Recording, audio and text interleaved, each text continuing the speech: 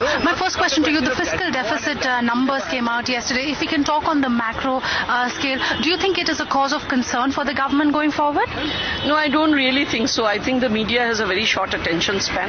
I think you need to increase your attention span. You cannot look at a fiscal deficit in 2 months. You should look at it in a longer and a wider time span. None of the revenue receipts come in the first 2 months. So you have to wait for it to pan out. Why is the media getting so worked up about it? I don't really know. So do you think the 4.1% fiscal deficit target is an achievable target? Yeah, I'm sure it is achievable. We'll have to see what would be the means of raising revenue. As you know, there are two sides of it. One is the raising of the revenue and the other is the spending. I'm sure, whatever will be done in the budget will be close to whatever has been achieved last year. I don't think the ministry in any way is going to deviate widely from that. So that would mean more of revenue raising. So probably we'll see more of those initiatives being actually put in the budget. Also, ma'am, since we're talking about the budget, the finance ministry has made it very clear that they may not allocate any more capital into the banks. Could you take us through your capital needs going forward, and what are the ways that you're looking at raising more capital?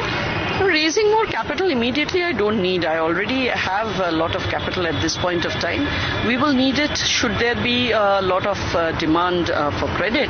But once the demand comes in, I have a lot of options. I have a huge space in 81. I have space in Tier 2. As for CET, I can go for a rights or an FPO or a QIP. So everything is on the table. Everything is possible.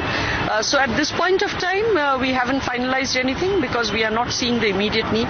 Once it comes on, we'll check it. My last question. You've said that the NPA situation is easing out for SBI. Could you take us through that? And also, if I may add one more question, what is your restructured asset pipeline looking like?